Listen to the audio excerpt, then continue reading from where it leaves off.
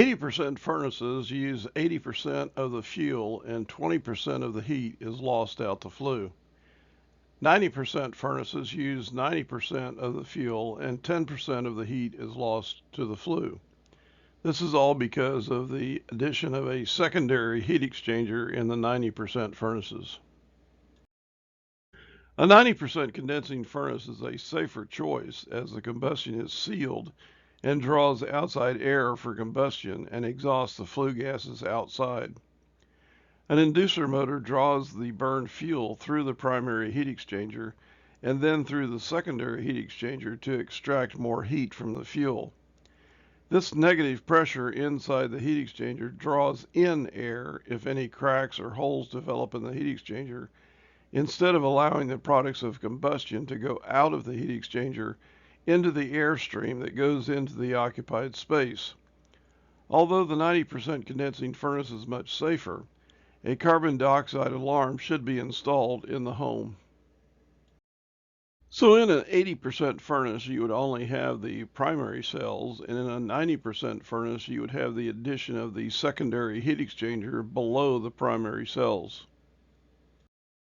When changing out a primary or a secondary heat exchanger on a gas furnace, you should have a complete breakdown of what all is involved in that primary and secondary heat exchanger.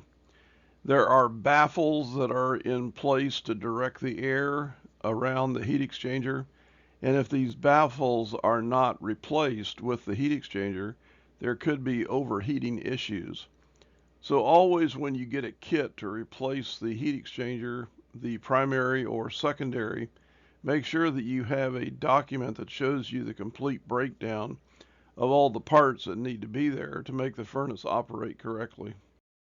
A very common call that we get during the winter in tech support on Carrier and Bryant 90% furnaces of older vintage is the missing rear air baffle. This baffle is placed on top of the secondary heat exchanger in order to direct the air towards the front of the heat exchanger so that when the air passes over the high limit switch, it is a temperature which will keep the furnace running. As you see, this rear air baffle can get corroded and rusted, and many times it may not be there when you do the service on the furnace. So if you don't have a parts list or a breakdown to show you this rear air baffle is necessary for that particular furnace, many technicians replace the primary and secondary heat exchangers without putting the rear air baffle in, and they immediately have high limit switch trips because that rear air baffle is not there to direct the air towards the front of the furnace. Technicians need to be aware of what a good heat exchanger looks like compared to one that is defective. This heat exchanger on the right is out of the box and is brand new, and it has the black coating that they use to seal the panels into the front plate of the heat exchanger. Many times this coating can also restrict the flow through the heat exchanger, so when you are changing a heat exchanger, make sure you double check and make sure that the coating is not restricting the air through the panels. This one on the left is definitely a defective heat exchanger, as there is a lot of rust and corrosion and buildup in the panels that is restricting the airflow through the secondary heat exchanger. This heat exchanger would need to be replaced. This is another example of a badly corroded and rusted secondary heat exchanger. And in order to see this, you would have to take the furnace apart to examine the heat exchanger. So before you do that, you need to make sure that the furnace is in a state which needs to be opened up to take a look at the secondary heat exchanger. Taking a furnace apart to take a look at the secondary heat exchanger is a very labor-intensive endeavor. Before you start tearing the furnace apart, you want to make sure that it is something that needs to be done. By taking a CO reading in parts per million on the exhaust of the furnace, you can tell whether you need to open the furnace up or not. If the exhaust is under 10 feet, you can probably take the CO reading at the termination point for the exhaust at the outside of the home.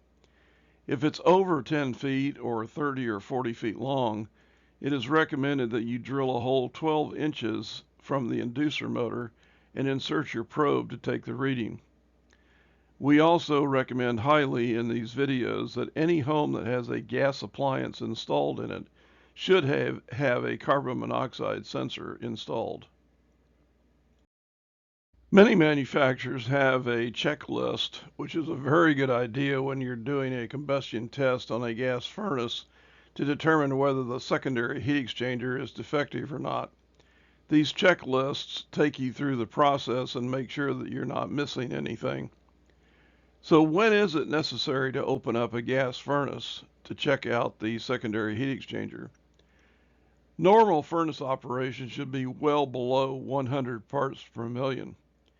Any reading over 100 parts per million tells the tech that it is time to open up the furnace and see what is going on in the secondary heat exchanger. Go to arefco.com for more videos. Like, subscribe, and check back every week for new videos.